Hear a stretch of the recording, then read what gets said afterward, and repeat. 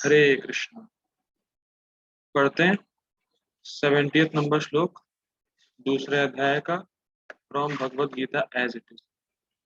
आपुर्यमाणम अचल प्रतिष्ठम समुद्रमापः प्रविशन्ति यद्वा तद्वत् कामायं प्रविशन्ति सर्वे स शान्तिमाप्नोति न कामकामी।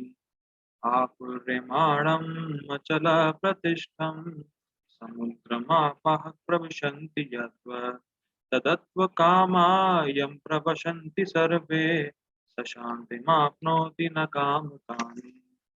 आपुर्यमाणम् अचल प्रतिष्ठम समुद्रम् आपः प्रविशन्ति यद्वा तद्वत् कामायं प्रविशन्ति सर्वे स शान्तिमाप्नोति न कामकामी। गाने में कितना अच्छा लग रहा है श्लोक। सोच रहे हैं एक दो बार और गाते हैं क्या? गा दिए। ठीक है। आपुर्यमाणम् अचल प्रतिष्ठम समुद्रमापः प्रविशन्ति यद्वा तद्वत् कामायं प्रविशन्ति सर्वे स शान्तिमाप्नोति न कामकामी।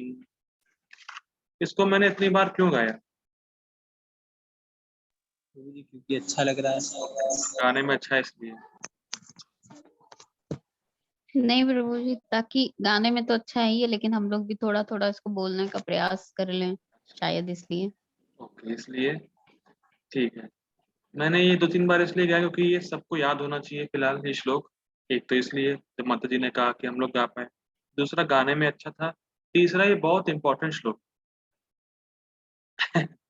ये बहुत इंपॉर्टेंट श्लोक है। और इसको ये इम्पोर्टेंट तो है लेकिन इसको अप्लाई करना उतना ही कठिन भी है। लेकिन अगर अप्लाई करने का प्रयास करेंगे और अप्लाई हो गया तो फुल टाइम बेनिफिट है। ये इस श्लोक की खास बात है। हाँ, देखते हैं संस्कृत। आपुर्यमाणम अचिल प्रतिष्ठम। आपुर्यमाणम, तो आपुर्यमाणम मतलब नित्य परिपूर्ण है, भरा हुआ है। समझ में आ रहा है? और अचल प्रतिष्ठम, उसकी प्रतिष्ठा अचल है। किसकी बात? समुद्र। तो जो समुद्र है वो ऑलरेडी पहले से ही पूरी तरीके से आपूरित है पानी से। ठीक, समुद्र ऑलरेडी भरा हुआ है पूरा। और अचला प्रतिष्ठम, जहां तक वो समुद्र है वहां से जो तट है, उसका जो तट है समुद्र का, उससे ना तो समुद्र आगे जाता है ना पीछे होता है। अचला प्रतिष्ठम मतलब वो ना आगे बढ़ेगा ना पीछे जाएगा, वो पहले से ही परिपूर्ण है पानी से। और उसकी जो प्रतिष्ठा है वो अचल है, ना आगे जाएगी तट से ना पीछे जाएगा समुद्र का जल तट से। ठीक, समुद्र का ये कौन सी बड़ी बात? वो है आपह प्रविशन्ति यत्र, ये खास बात। इस आपा मतलब नदियां। तो जो नदियां हैं, कितनी सारी नदियां सैकड़ों सैकड़ों टन पानी समुद्र में ले जाती, लेकिन फिर भी उसकी प्रतिष्ठा अचल रहती। समझ में आ रहा है? वो पहले से ही भरा हुआ है, पहले से ही परिपूर्ण है समुद्र जल से, और ऊपर से उसकी प्रतिष्ठा अचल है। ऊपर से नदियां, कितनी सारी नदियां आके लाखों लाखों टन पानी समुद्र में डाल देती, उसके बाद भी उसकी प्रतिष्ठा अचल रहती। वो ना आगे बढ़ता है ना हिलता है। ना इंटरेस्टिंग है। तो इससे हमें दो बातें सीखनी कि जो भक्त है वो भगवान की भक्ति से पूरी तरह आपुर्यमाणम, संतुष्ट है। जो भगवान का भक्त है वो भक्ति के आनंद से भरा हुआ पूरा संतुष्ट। ठीक, इस कारण से नदियां, इस कारण से जो नदियां हैं, जो इच्छा रूपी नदियां हैं, ये कहा जाए तो जो भौतिक इच्छा रूपी नदियां हैं, तो वो अगर गिरती भी हैं तो भी उस भक्त को कोई फर्क नहीं पड़ता, उसकी प्रतिष्ठा अचल रहती है। समझ में आ रहा है? तो अगर इंद्रियों की जो इच्छा है, भौतिक इच्छा है, उसको अगर नदियों से कंपेयर किया जाए तो बहुत सारी इच्छाएं गिरती हैं मन में, भौतिक इच्छाएं आती हैं, इंद्रिय तृप्ति की इच्छाएं आती हैं, लेकिन फिर भी वो भक्ति से परिपूर्ण है, भक्ति से भरा हुआ है, तो इसीलिए वो अचल है, वो हिलता नहीं है, उसको फिक्स रहता है भक्ति में, उसको कोई इफेक्ट नहीं डालती। ठीक है। अब एक और इंटरेस्टिंग बात, नदियां कब भरती हैं? बरसात। ठीक। नदियां जब ओवरफ्लो होती हैं तब जाकर सागर में मिलती है, नदियां बारिश में भरती हैं और तब सागर में जाके मिलती हैं। ठीक। इसका मतलब ये है कि ऐसा नहीं कि लगातार भौतिक इच्छाएं आपको आएंगी। समझ में आ रहा है? नदियां बरसात में जाके समुद्र से मिलती हैं। ऐसा नहीं है कि भौतिक इच्छाएं आपको बार बार लगातार परेशान करती रहेंगी या भौतिक इच्छाएं बराबर बनी ही रहेंगी। वो एक वेग की तरह है, एकदम से आप भौतिक इच्छा को आ जाएगी, लेकिन फिर भी वो समुद्र की तरह टिका रहता है, फिक्स रहता है, उसको हिला नहीं पाती। वो भौतिक इच्छा रूपी नदी है, जो कभी कभी आती है वेग की तरीके से, एकदम झटके से आएंगी फिर रुक जाएंगी, फिर आएंगी फिर रुक जाएंगी। इसीलिए वो टिका रहता है, उसकी जो निष्ठा है, जो उसकी प्रतिष्ठा है, जो भक्त है उसकी अचल। जैसे समुद्र की प्रतिष्ठा अचल है, वो हिलता नहीं है ना, आगे बढ़ता है, जितनी समुद्र की नदियां मिल जाए और कितनी भी गर्मियां, सूखता भी नहीं। तो वैसे ही भौतिक इच्छा अगर आ भी रही है, अटैक मार रही है बीच बीच में, तो भी वो हिलता नहीं, बड़ा भक्ति में लगा रहता है। ठीक है। तद, आगे पढ़ते हैं। तद तद्वत कामा यम प्रविशन्ति सर्वे। इसका तद मतलब क्या है कि जो काम, जो भौतिक इच्छाएं उसकी आती भी हैं, तो उनसे वो अन्य मनस्क रहता है। देखिए दो बातें, एक तो आएंगी, टिका रहेगा, प्रतिष्ठा से टिका रहेगा, और दूसरा अगर आती भी है भौतिक इच्छा, तो उससे वो अन्य मनस्क रहता है, उससे कोई फर्क नहीं गिरता है। समझ में आ रहा है? जैसे मान लीजिए कोई भौतिक इच्छा आई, तो ठीक है आप भक्ति में टिके हुए हैं, लेकिन उसका ध्यान ही नहीं जाता है वहां, वो अन्य मनस्क हो चुका है इस चीजों से, कि भौतिक इच्छा आए मुझे कोई फर्क नहीं पड़ता। तद्वत कामा यम प्रविशन्ति सर्वे। ठीक है। जो भौतिक इच्छाएं हैं उससे वो अन्य मनस्क हो चुका है, बिल्कुल पूरी तरीके से उदासीन हो चुका है। स शांति मापनोति। और ऐसा ही व्यक्ति वास्तव में शांति को प्राप्त करता है। समझ में आ रहा है? जिसमें ये गुण है, ऐसा ही व्यक्ति शांति को प्राप्त कर सकता है। न काम काम, वो नहीं जो हर भौतिक इच्छा को पूरी करने में लगा हुआ है, क्योंकि इच्छाएं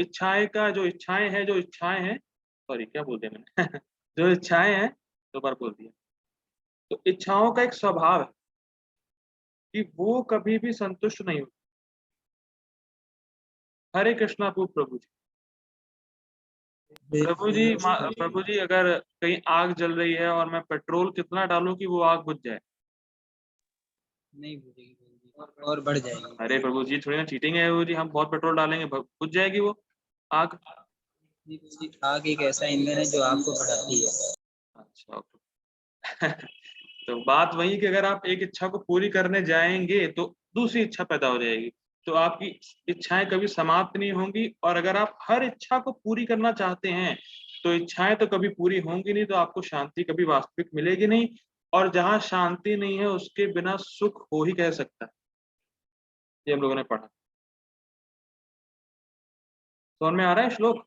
क्लियर हो गया ना, अंडरस्टैंडिंग क्या है श्लोक कहना चाह रहा है? ठीक है आगे बढ़ते हैं, बड़ा अच्छा श्लोक है। टेक्स्ट देखते हैं।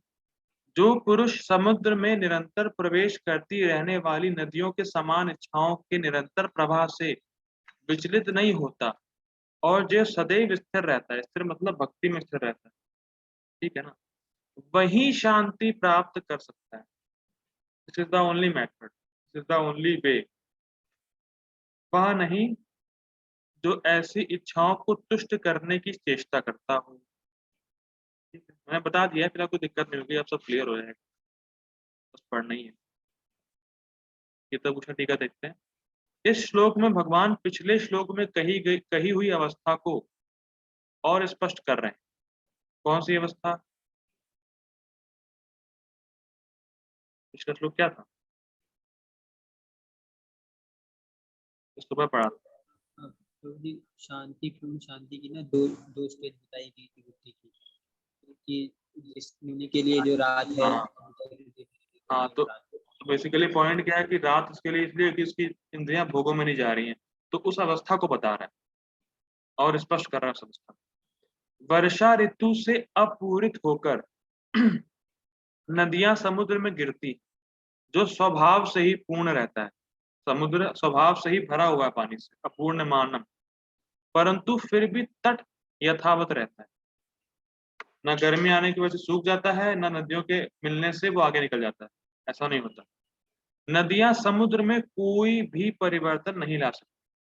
ठीक, इस प्रकार प्रारब्ध कर्मों से एक स्थित प्रज्ञ व्यक्ति को भोग प्राप्त होते हैं, परंतु वह उसमें विकार नहीं ला पाते। ये समझना पड़ेगा। हम लोगों ने पढ़ा था दुख सुख सुख दुखे अनुद्विग्न मनः, ये हम लोगों ने पढ़ा था पिछले श्लोक में। तो प्रारब्ध से चाहे दुख आए चाहे सुख आए, अगर सुख आ भी गया तो वो दोबारा सुख पाने की स्पृहा नहीं करता। ये हम लोगों ने पढ़ा था कि अगर सुख, अगर कुछ कोई अच्छा खाना खाने को मिल गया उसको, तो ये नहीं कि दोबारा कब मिलेगा ऐसा खाना मुझे, या दोबारा मुझे कोई बुलाए, उसकी स्पृहा नहीं रहती। तो दुख और सुख आता रहता है प्रारब्ध से, पर उसको अब सुख पाने की स्पृहा नहीं रहेगी। समझ में आ रहा है? तो इसीलिए वो पूरी तरीके से अन्य मनस्क हो चुका है उससे। ये तो प्रारब्ध का खेल है, ये आएगा जाएगा आएगा जाएगा आएगा जाएगा।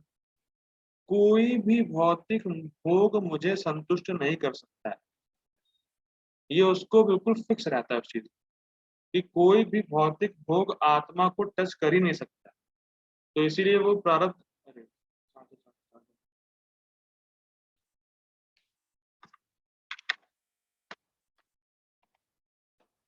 एक सेकंड, हरे कृष्ण। हाँ, कह रहा था,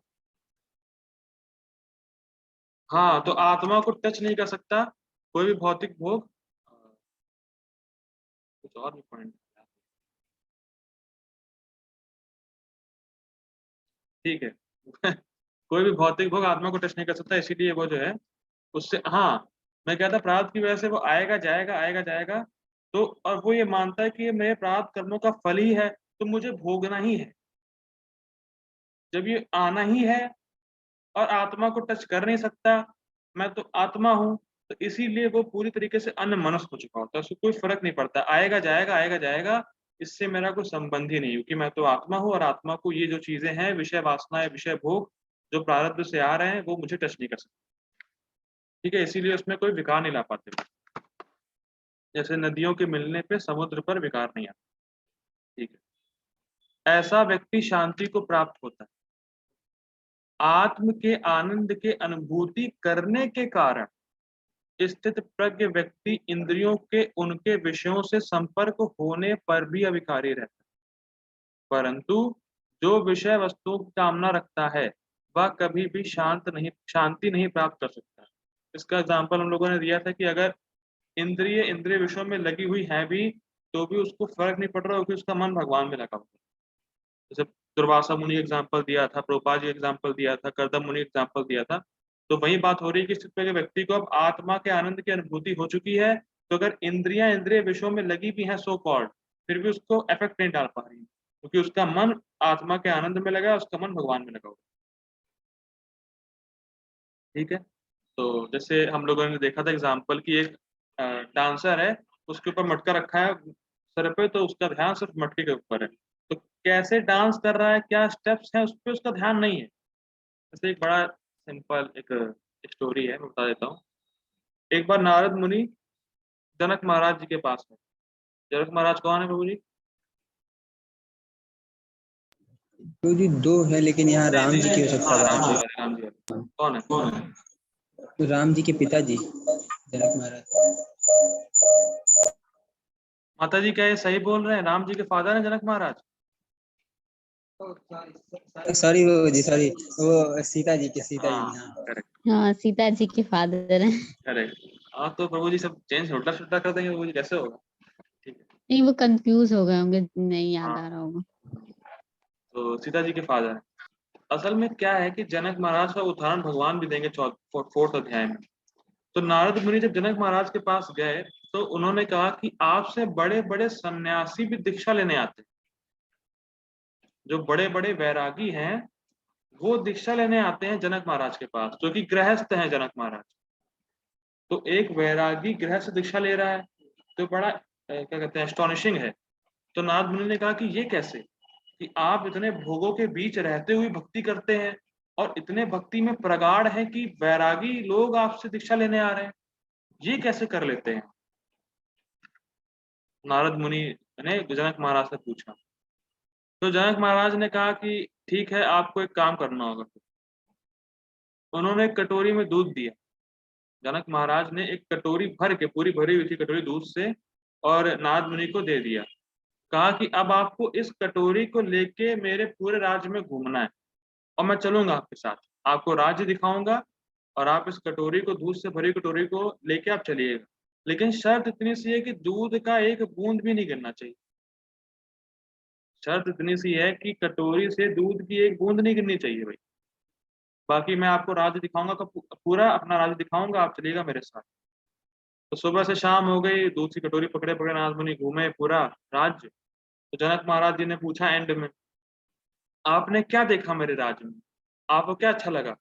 तो नारद मुनि ने कहा मैंने राज्य देखा ही नहीं। कहा अरे, आप तो मेरे साथ पूरा घूमे हैं। तो कहा कहाँ घूम पाए, मैं कुछ देख ही नहीं पाया क्योंकि मेरा पूरा पूरा ध्यान कटोरी में था कि भाई दूध से एक बूंद न गिर जाए। तो वो राज में घूमते हुए भी राज में घूमे नहीं, उनका ध्यान कटोरी में कि भैया एक बूंद दूध ना गिर जाए मेरी कटोरी से। तो इसीलिए जनक महाराज ने कहा मैं भोगों के बीच रहते हुए भी भोगों के बीच में हूं नहीं, क्योंकि मेरा मन भगवान में लगा। तो वैसी स्थिति जो है चित्त की होती है, उदाहरण समझ सकते हैं। और जब उसका मन भगवान में लगा हुआ है तो उसका मन कभी विषय वस्तुओं के पीछे जाएगा ही नहीं। तो वो इन सब चीजों से अभिकारी रहेगा, मतलब अनचेंज्ड रहेगा, अन्य मनस्क रहेगा। लेकिन जिसका मन भोगों में लगा है और हर भोग इच्छा को पूरी करना चाहेगा, तो वो कभी पूरी इच्छा, कभी भोग की इच्छाओं को संतुष्ट कर नहीं पाएगा। क्योंकि मैंने बताया था कि आप इंद्रिय भोग नहीं कर रहे हैं, इंद्रियां आपका भोग कर रही हैं। तो इंद्रियां कभी संतुष्ट होंगी नहीं, और जब संतुष्ट होगा नहीं तो शांति मिलेगी नहीं, और शांति है नहीं तो सुख नहीं मिलेगा। ये सिंपल सा फंडा है। ठीक है, आगे पढ़ते हैं। Purport by His Divine Grace A.C. Bhaktinath स्वामी श्रील प्रभुपाद की जय। ठीक है, सिंपल है, बस खाली पढ़ना। यद्यपि विशाल सागर में सदैव जल रहता है, अपूर्यमाणम भरा रहता है, किंतु वर्षा ऋतु में विशेषतया यह अधिकाधिक जल से भरता जाता है, तो भी सागर उतने पर ही स्थिर रहता है। ना तो वह विशुद्ध मतलब कम होता है, और ना तट की सीमा का उल्लंघन करता है, ना बढ़ता है। यही स्थिति कृष्ण भावना भावित व्यक्ति की है। ठीक, जब तक मनुष्य शरीर है तब तक इंद्रिय तृप्ति के लिए शरीर की मांगे बनी रहेंगी, किंतु भक्त अपनी पूर्णता के कारण ऐसी इच्छाओं से विचलित नहीं होता। पूर्णता मतलब उसका मन सदैव भगवान की भक्ति में, कृष्ण की भक्ति में लगा है, तो वो उससे भरा हुआ है, उसकी पूर्णता उसमें है। तो ऐसी जो इच्छाएं हैं कि शरीर शरीर का खाना खाना है, कुछ करना है, ये करना वो करना, उस पर ज्यादा उसको ध्यान रहता नहीं, ध्यान नहीं रहता है। इसका मतलब ये नहीं कि वो खाता नहीं है, पीता नहीं है, उसका ध्यान नहीं रहता है। जो भोग में लगा हुआ है वो हर समय, सुबह ये खाया था, शाम को ही खाना है, वही खाना है, रात में ही खाएंगे, ये वो फलाना धमाका। लेकिन कृष्ण कॉन्शियस डिवोटी जो है, जो बना है, जितना जरूरत है उतना खाओ और निकलो, भक्ति में लगो आगे। ये स्थिति होनी चाहिए। ये नहीं कि हर समय अरे ये अच्छा नहीं बना है, ये बुरा नहीं बना है, या प्रसाद को कोई खाता है फेंक देता है, थूक देता है, तो वो सब नहीं चलने वाला है। जब भगवान को पसंद है, भगवान को भोग लग गया है, उसको एज इट इज ग्रहण करना है। ये नहीं कि अरे ये तो अच्छा नहीं है, ये मैं कैसे खाऊंगा। तो इसका मतलब आपकी इच्छा अभी भी खाली खाने पे लगी हुई है, भगवान की भक्ति में नहीं लगी हुई है। तो जो पूर्णतया कृष्ण कॉन्शियस हो चुका है, जो उसकी जो पूर्णता भगवान की भक्ति में लगा हुआ है, उसको मैटर नहीं करता कि क्या बना है क्या नहीं बना है। जो भगवान का प्रसाद है, जितना जरूरत है मुझे उतना वो ग्रहण करता है, बस सिंपल। कृष्ण भावना भावित व्यक्ति को किसी वस्तु की आवश्यकता नहीं होती। होती नहीं है प्रैक्टिकली, उसको कुछ नहीं चाहिए, लेकिन क्योंकि भगवान उसकी सारी आवश्यकताएं पूरी करते रहते हैं, भगवान करते हैं, भगवान पे डिपेंड हो गया तो भगवान करते हैं। अतः वह सागर के तुल्य होता है, अपने में सदैव पूर्ण। अपने में मतलब भगवान की भक्ति में।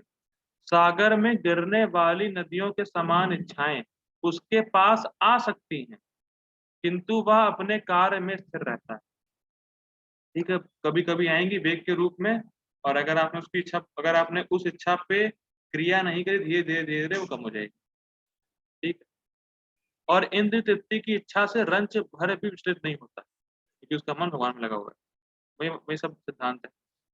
कृष्ण भावना भावित व्यक्ति का यही प्रमाण है। ये इंटरेस्टिंग, कोई अगर कह रहा है कि मैं कृष्ण का शुद्ध भक्त हूँ, या कोई कह रहा है मैं बड़ा एडवांस डिवोटी हूँ, तो दिस इज द टेस्ट कि इंद्रिय तृप्ति की इच्छा से वो रंच भर भी विचलित नहीं हो रहा है। ये टेस्ट है उसका कि जब नदियां आई तो ये नहीं कि अरे सागर वागर एग्जाम्पल तो छोड़ो यार, थोड़ा सा कुछ कर लेते हैं, वो ऐसा नहीं। जो एडवांस डिवोटी है, अगर उसके अंदर भौतिक इच्छा आ भी रही है तो उसको हल्का सा फर्क नहीं पड़ रहा है, फर्क ही नहीं पड़ रहा है, विचलित ही नहीं हो रहा है। ये नहीं लिखा है कि कुछ क्रियान्वित नहीं करेगा, उसको विचलित ही नहीं होता वो। ये बड़ा एडवांस स्टेज है कि इंद्रिय भोग की अगर इच्छा आई तो ये बिल्कुल भी विचलित नहीं होगा, पता ही नहीं चलेगा उसको कि भोग की इच्छा आई भी है। तो बिल्कुल पूरी तरीके से मनस्क हो चुका, उसको कुछ नहीं चाहिए जगत से, उसको सिर्फ भगवान की भक्ति चाहिए बस। रंच भर भी विचलित नहीं होता, रंच भर भी, इतना सा भी विचलित नहीं होगा वो, हल्का सा भी। तो ये एक कृष्ण कॉन्शियस पर्सन का एक सिम्टम है, प्रमाण है। देखिए ऐसा है कि भले ही हम इस स्तर पर नहीं हैं अभी, लेकिन जब पहुंचेंगे या पहुंच रहे होंगे तो पता चल रहा होगा कि हम एडवांसमेंट कर रहे हैं। ये एक बड़ा मुख्य सिम्टम। भले ही हम यहाँ हैं नहीं, लेकिन अगर हम धीरे धीरे ऐसा लेवल हमारा आ रहा है तो इससे हमें पता चलता है कि भैया हाँ, हमारा एडवांसमेंट हो रहा है, और जो हम कर रहे हैं उसी को कंटिन्यू करते रहना है। ये एक अच्छी बात है। तो ये पता होना चाहिए कि हमें भैया कृष्ण कॉन्शियस डिवोटी का जो स्टेज है फाइनल, वो कहाँ कहाँ का है, कहाँ तक पहुंचना है, और हम उस पर कहाँ पर हैं इस समय, सब पता होना चाहिए। ठीक है ना। इच्छाओं के होते हुए भी वह कभी इंद्रिय तृप्ति के लिए उन्मुख नहीं होता। इच्छाएं होंगी तो भी वो उस इच्छाओं को उन इच्छाओं पे ध्यान नहीं देगा, और क्रियान्वित तो कतई नहीं करेगा, बिल्कुल भी उन्मुख ही नहीं होता है, वो देखता ही नहीं उसकी तरफ। क्यों नहीं देखता भाई? क्योंकि वह भगवान की दिव्य प्रेमा भक्ति में तुष्ट रहता है, तो भगवान की भक्ति में संतुष्ट है, पूरी तरीके से जो है वहां पे भरा हुआ है। अतः वह समुद्र की भांति स्थिर रहकर पूर्ण शांति का आनंद उठा सकता है। ठीक। किंतु दूसरे लोग जो मुक्ति की सीमा तक इच्छाओं की पूर्ति करना चाहते हैं, फिर भौतिक सफलताओं का क्या कहना। अच्छा, जो दूसरे लोग होते हैं वो सोचते हैं मुझे मुक्ति मिल जाए, मुक्ति मतलब वो वाली मुक्ति, ब्रह्म ज्योति मिल जाने वाली, या इस शरीर से मुझे छुटकारा मिले। लोग वहां तक की इच्छाएं करते हैं, तो भौतिक सफलता जो है, जो मटेरियल जो रिकग्निशंस हैं, जो मटेरियल जो एक्विजिशंस हैं, उनका तो कहना ही क्या। सबसे हाईएस्ट इच्छा अगर मानी भी जाए तो भी जाए, उसको पता है कि जगत से बाहर निकलना है, मुक्ति मुक्ति चाहिए उसको, वो हाईएस्ट है अगर देखा जाए परिप्रेक्ष्य में, मटेरियल इच्छाओं में देखा जाए तो मुक्ति वो चाहता है, कम से कम जगत से बाहर निकले। तो जब आदमी वो तक चाह रहा है तो भौतिक सफलताओं को तो कहना ही क्या, वो तो बहुत चाहता होगा। तो ऐसे लोगों को कभी शांति नहीं मिल पाती, क्योंकि वो प्रयास में लगे रहते कि ये इच्छा पूरी हो जाए, ये इच्छा पूरी हो जाए, ये इच्छा पूरी हो जाए, लेकिन भगवान की सेवा में नहीं लगते। ये दिक्कत है उनके साथ। उनको पता ही नहीं कि जो भगवान की सेवा में लग गया, उनको भौतिक सफलता, मुक्ति, शांति, ये सब एक बाय प्रोडक्ट, उनको वो तो वैसे ही मिल जाएंगे, बिना प्रयास के मिल जाएंगे। ये उनको नहीं पता होता। वो हर भौतिक जो इच्छा है उनको पूरा करने में लगे रहते, उन्हें कभी शांति नहीं मिल पाती। कर्मी मुमुक्षु तथा वे योगी। मुमुक्षु मतलब जो मुक्ति चाहते हैं, कर्मी मतलब जो अपने फलों को भोगना चाहते हैं, योगी मतलब जो चाहते सिद्धि मिल जाए मुझे। ठीक है। ये सभी अपूर्ण इच्छाओं के कारण दुखी रहते हैं। अपूर्ण इच्छाएं क्यों लिखी है यहाँ पर? क्योंकि प्रभु जी कभी भी उनकी इच्छा पूरी नहीं होती है। हाँ करेक्ट, अगर पूरी हो भी जाएगी तो नेक्स्ट इच्छा, पूरी हो जाए तो नेक्स्ट इच्छा, तो वो फिर कभी पूरी नहीं होगी। तो इस वजह से उनको लगता है कि अरे यार ये हमें चाहिए नहीं था। मान लीजिए इच्छा पूरी हो भी गई, अरे यार ये नहीं चाहिए, कुछ और चाहिए, फिर वो इच्छा, अरे ये नहीं चाहिए, कुछ और चाहिए, ऐसे करते करते करते वो इच्छाएं कभी खत्म ही नहीं होगी, वो हमेशा दुखी रहेंगे। किंतु कृष्ण भावना भक्त पुरुष भगवत सेवा में सुखी रहता है और उसकी कोई इच्छा नहीं होती। उसकी जो एक इच्छा है भगवान की सेवा, उसमें लगा ही हुआ है। और यही जीव की वास्तविक इच्छा है, इसीलिए और कोई इच्छा आती नहीं। समझ में आ रहा है? जीव का कॉन्स्टिट्यूशनल पोजीशन है, जीवेर स्वरूप है नित्य कृष्ण दास।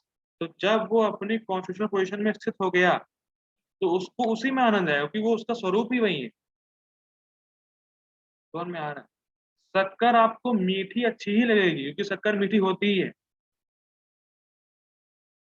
सिंपल लॉजिक है। तो इसीलिए जब जीव जो है अपनी वास्तविक स्थिति में पहुंच जाता है, भगवान की सेवा में लग जाता है, तो उसको उसी में ही आनंद आता है। उसकी बस वही एक ही इच्छा रह जाती है कि भैया मैं और कैसे अच्छी तरीके से सेवा करूं कृष्ण की। बस सिंपल ये है। वस्तुतः वह तो तथाकथित भव बंधन से मोक्ष की कामना भी नहीं करता, क्योंकि जब वो जो उसको यहाँ करना है भगवान की सेवा, वो उसको वहां करना है। और जब ये यहाँ कर ही रहा है तो उसको वो भी इच्छा नहीं होती है, लेकिन उसको मिल जाता है ऑटोमेटिक। उसका प्रायोरिटी बेस्ड वो है नहीं कि मैं गोलोक वृंदावन जाऊंगा तभी मैं सेवा करूंगा भगवान की ना। वो भगवान की सेवा कर रहा है, इसी से वो वहां पहुंच जाए और वहां पहुंच के भी भगवान की सेवा ही करे। समझ में आ रहा है? प्रायोरिटी बेस्ड इच्छा नहीं है उसकी वो, कि मैं पहले गोलोक वृंदावन जाऊंगा तब भगवान की सेवा करूंगा, क्योंकि भगवान की सेवा सिर्फ वहीं होती है ना। भगवान की सेवा वो यहाँ शुरू कर देगा और भगवान की सेवा करते करते वो ऑटोमेटिकली वहां ट्रांसफर हो जाएगा, वहां भी भगवान की सेवा ही करेगा। ठीक। और यहाँ पे बड़ा इंटरेस्टिंग है, तथा कथित भव बंधन। ये भगवान की ये प्रभुपाद जी को लिख रहे हैं, तथा कथित भव बंधन।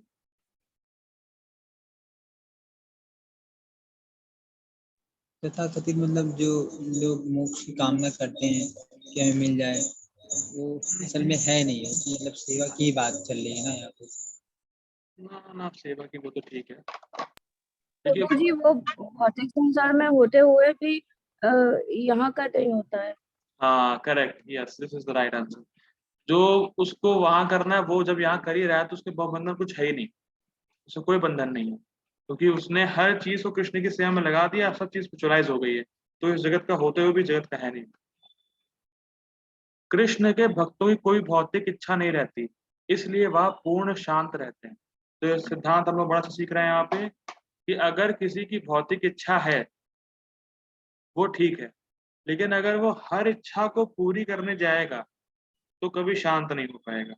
और जो भक्त है अगर वो उन इच्छाओं से विचलित हो रहा है तो भी दिक्कत।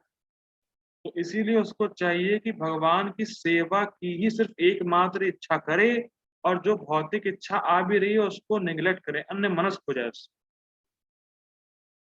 उसको पूरी करने के चक्कर में ना लगे। ठीक।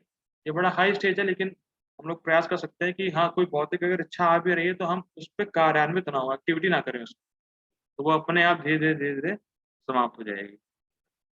तो ये सिद्धांत सीख रहे हैं कि हम लोग को समुद्र की तरह होना है और भक्ति में स्थिर रहना है। चाहे भौतिक इच्छा आ भी रही है चाहे नहीं आ रही है, चाहे भौतिक इच्छा आ रही है चाहे नहीं आ रही है, भगवान की भक्ति कभी नहीं छोड़नी है। और अगर भौतिक इच्छा आ भी रही है तो उससे विचलित नहीं होना है, जैसे समुद्र अपने तट को ना पार कर जाता है ना उससे कम हो जाता है।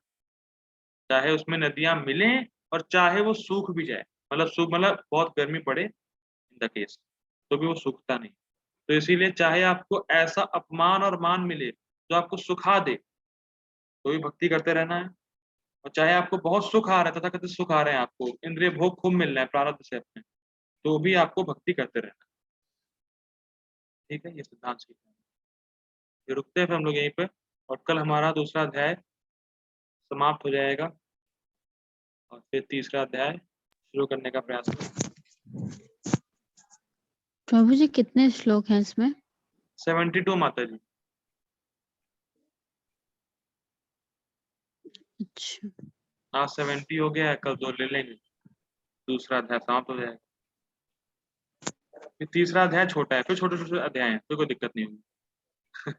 दूसरा अध्याय गीता का सार है। सबसे बड़े 2 चैप्टर हैं गीता में, एक दूसरा अध्याय, एक 18वां अध्याय। दूसरे में 72 श्लोक हैं और 18 में 78 श्लोक हैं।